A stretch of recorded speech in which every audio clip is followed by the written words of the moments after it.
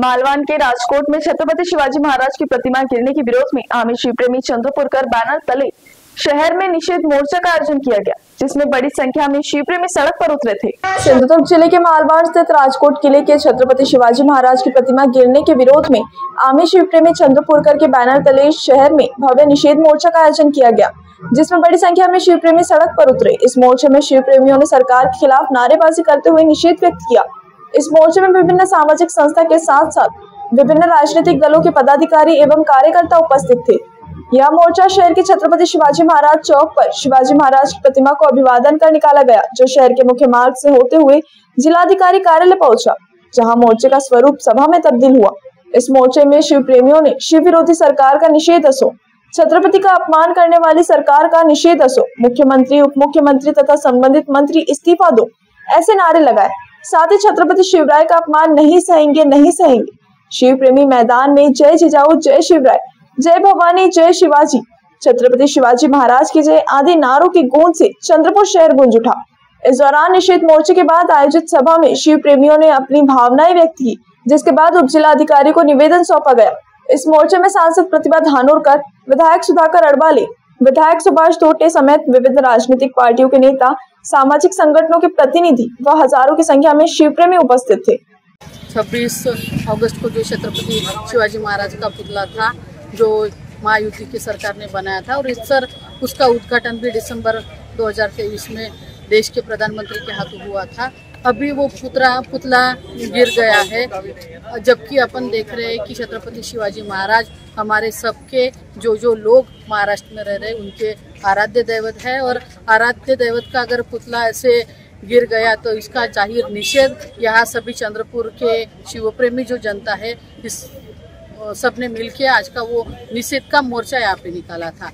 जब तक जो पुतला बनाने वाला आपटे था, संबंधित विभाग के जो मंत्री होंगे, जो मुख्यमंत्री है, जो उप मुख्यमंत्री है, जिम्मेदार रहने वाले जो लोग हैं, जब तक ये राजीनामे देंगे नहीं, तब तक महाराष्ट्र की जनता शांती से बैठेगी नहीं।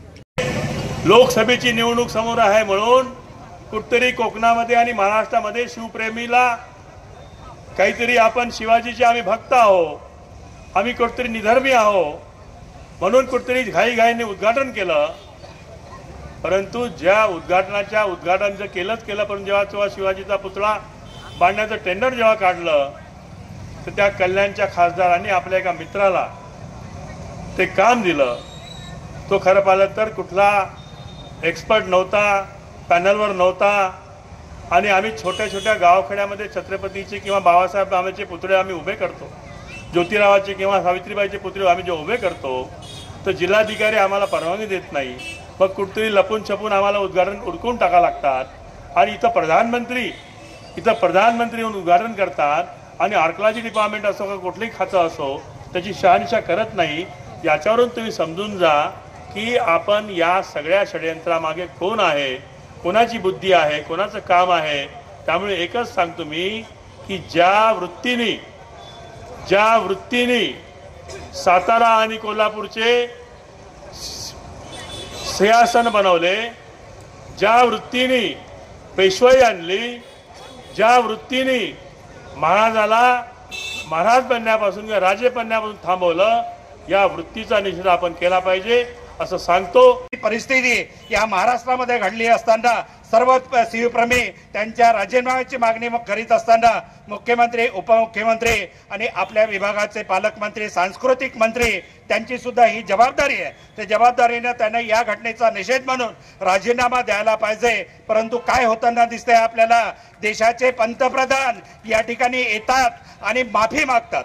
ही यांची संस्कृती राहिलेली आहे। माफीवीर, यापूर्वीचे माफीवीर आपण बघितलेले आहे, आणि माफी मागणे आणि माफीवीर होणे ही यांची संस्कृती राहिलेली आहे। बंधूंनो, या बाबीचा आपण कुठेतरी विचार केला पाहिजे। या महाराष्ट्रामध्ये अशा प्रकारच्या घटना होत असताना विशिष्ट कम्युनिटी याच्यामध्ये सहभागी असल्याचं आपल्याला दिसते आहे।